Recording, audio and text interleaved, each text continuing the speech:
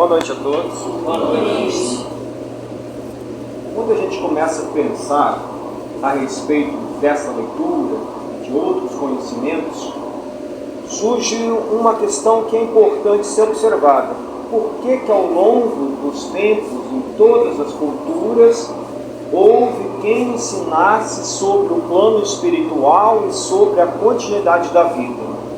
Por qual razão será que aqueles que são responsáveis pela Terra, ou os próprios seres humanos, por que tinha essa busca incessante por espiritualidade? Essa busca por dar um destino ou um sentido à existência da vida humana. Por qual razão será? Por acaso não é. Deve ter uma razão por trás disso tudo. Porque se não tivesse uma continuidade da existência, se não existisse nada além da matéria, acredito que ninguém iria ficar procurando. Ainda mais pessoas extremamente sábias, conhecedoras de tantas coisas, a exemplo de Sócrates.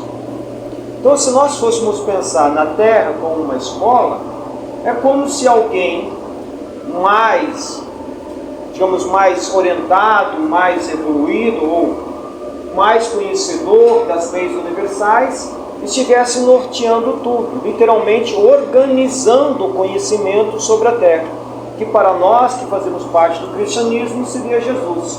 Talvez para outras correntes espiritualistas vai ser uma outra entidade. Mas todos acreditam que há uma força que rege a Terra, que organiza o conhecimento na Terra. É como se alguém, durante todo esse período, sempre mandasse um mensageiro. Alguém, o que é mais importante? Quem nós somos e qual é o sentido que a vida na matéria tem? Antes de Sócrates, como nós comentamos semana passada, tiveram tantos outros que ensinaram e doutrinas que predominaram durante muito tempo, a exemplo do mitrismo. E Sócrates vem no momento onde a humanidade estava precisando recuperar essa ideia de imortalidade, essa ideia que a vida na matéria é efêmera e que os sentidos nos deixam atordoados. Que ele usa o exemplo dos espíritos impuros, que ainda não se depuraram, que é necessário dar mais atenção à vida espiritual. Se a vida material vai passar, se ela é transitória, e nós vamos ter uma continuidade, a gente precisa então prestar mais atenção naquilo que é mais importante para nós, na continuidade dessa existência. Se todas as coisas materiais passam, então, aonde deve estar a minha atenção? No mínimo, ter um ponto de equilíbrio, cuidar do corpo, da vida material, da vida em família, mas também de nós como seres espirituais. Levar isso em consideração durante a permanência aqui na matéria. Sendo dessa forma, quando nós passarmos a vida espiritual, nós temos condições melhores de adquirir mais conhecimentos e na próxima vida, como o texto cita, vir com tendências ainda melhores para, quem sabe, não precisar mais voltar ao mundo da matéria. Embora nós achamos às vezes o mundo da matéria muito sedutor e cheio de prazeres, mas nós também muitas vezes achamos a vida da matéria muito inconveniente, muito dolorida, não é? E isso também nos faz pensar que talvez deve ter um lugar e experiências melhores do que a vida na matéria. E Sócrates fala dessas questões espirituais de uma forma que eu acredito que todos naquele tempo tinham capacidade de entender, assim como nós hoje também podemos entender do que está falando. Não é nada tão complexo assim, não é nada tão difícil. E é exatamente o mesmo conceito, as mesmas ideias que Jesus ensinou, que o Espiritismo ensina hoje, só que muda a linguagem. Um outro termo se modifica. Até porque algumas palavras perderam o sentido. O exemplo da palavra demônio, que nada mais é, no tempo de Sócrates, como espírito, alma, ser espiritual. A igreja que deu uma outra conectação a isso, deu uma outra ideia, um outro sentido a esse termo. Mas se nós formos pegar a essência da doutrina de Sócrates, a essência da doutrina de Jesus, e aquilo que é o centro do Espiritismo, a gente vê as mesmas ideias, os mesmos conceitos e o mesmo propósito. Então, se nós passamos a admitir que tem alguém que está regendo a Terra, alguém que está pensando no nosso bem, ele pensou no nosso bem o tempo inteiro, desde o princípio da humanidade. E hoje, como nós estamos mais aptos, talvez mais necessitados também desse conhecimento espiritual, esses conhecimentos vêm se derramando sobre toda a Terra. Notem que antes os conhecimentos ficavam restritos, a doutrina de Sócrates ficou restrita a certos lugares. Hoje, alguma coisa que é ensinada lá no Japão não chega até nós, uma cultura espiritualista que é ensinada lá na Índia não chega até nós, as coisas que são ensinadas aqui no Brasil, como os livros de Chico Xavier não atravessam o oceano e são ensinados em outros países, não existe sociedade espírita chamada Chico Xavier lá no Japão. Então é como se o conhecimento espiritual ensinado ao longo dos tempos estivesse agora se mesclando, se conectando, a cada um dando a oportunidade de beber dessa fonte do saber, de acordo com o seu grau de consciência. Em outras palavras, hoje não sabe, não aprende aquele que não quer. Porque o conhecimento ele se tornou universal. Ele está presente em todos os lugares. E aí a necessidade de nós refletirmos. Por isso eu fiz esse questionamento. Se isso tudo sempre foi ensinado, não tem uma razão importante para que isso seja ensinado? E a razão é nos lembrar mesmo, nos lembrar que a vida na matéria não é a vida real, é um processo de transição.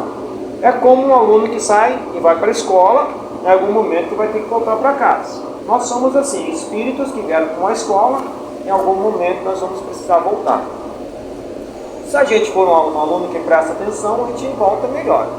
Se a gente for um aluno rebelde, teimoso, a gente pode voltar com condições mais complicadas ainda, que vão gerar em nós perturbações futuras. Mas a ideia do conhecimento estar presente é nos lembrar mesmo. Dizer, olha, você não é esse corpo, você é um espírito. É necessário que você cuide desse corpo, mas você também deve dar atenção a si mesmo. Do mesmo jeito que você cuida das questões materiais, você precisa cuidar de você como espírito. Senão você fica estagnado em alguns campos. E às vezes a gente acha que cuidar de nós como espírito, como o Márcio lembrou, é algo muito enigmático, muito complexo. Não. É cuidar dos nossos sentimentos. O que eu estou sentindo? O que eu estou pensando? Como estou me relacionando com os meus familiares? As minhas relações são sadias? Como é que eu me sinto em relação aos outros? Como é que eu me relaciono com as pessoas no trabalho? Isso é espiritualidade. Esse é o caminho de se espiritualizar. É no contato uns com os outros, nas relações que nós estabelecemos. Eu consigo perdoar com facilidade? Eu consigo ajudar os meus familiares? Eu ajudo as pessoas que precisam de mim? Eu sou uma pessoa honesta? Eu sou uma pessoa que presta atenção naquilo que o outro está precisando? Eu me relaciono de uma forma saudável, autêntica com os outros? Isso é espiritualidade. Essas roupagens, digamos, os ensinamentos, é um meio, é um mecanismo. Mas a espiritualização acontece no dia a dia. A espiritualização acontece como sou filho, como sou pai, como sou mãe, como sou empregado. É nas relações. Aqui, por exemplo, aqui tudo nos favorece a ser educado, não é? Aqui é todo mundo que está santo agora, nós todos somos santos agora. Então esse é o momento de aprendizado. Mas quando nós vamos lá para fora, as outras questões, elas começam a nos perturbar de certa forma, ou chamar a nossa atenção. E é lá que a gente realmente ou se espiritualiza, ou é um aluno rebelde, é no dia a dia. Então não é complexo, não é complicado desenvolver as questões espirituais e nos cuidarmos como espíritos. É a coisa mais simples. Talvez por ser muito simples, a gente acha que isso não é importante. Porque a gente tem uma ideia muito de espiritualidade como algo muito distante, como algo muito transcendente. Não. Todas as pessoas que foram rotuladas de santo, elas conviveram com outras pessoas. Elas aprenderam a amar as outras pessoas. Aprenderam a respeitar. Aprenderam a viver em sociedade. E é só isso que nós precisamos fazer. Não tem nada de extraordinário. É só saber conviver com os outros. Mas se a gente aprender a conviver com os outros, não deixa de gerar um monte de problema? A maioria dos nossos problemas não está relacionado com as relações uns com os outros? Não é isso que nos causa inquietação, a maioria das vezes? Então, se eu me relaciono bem com todo mundo, isso não é extremamente positivo, saudável? Esse é o segredo da espiritualização. É só isso que o Evangelho nos pede.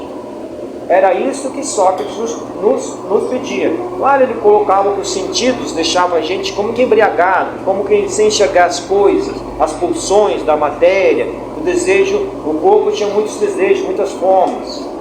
Mas aí ele apontava um caminho, que é preciso educar o pensamento, educar essas sensações. Ou seja, assumir o comando de mim mesmo. Se eu sei então que existem pulsões, que a matéria tem muitos desejos, eu preciso domesticá-los, educá-los, controlá-los.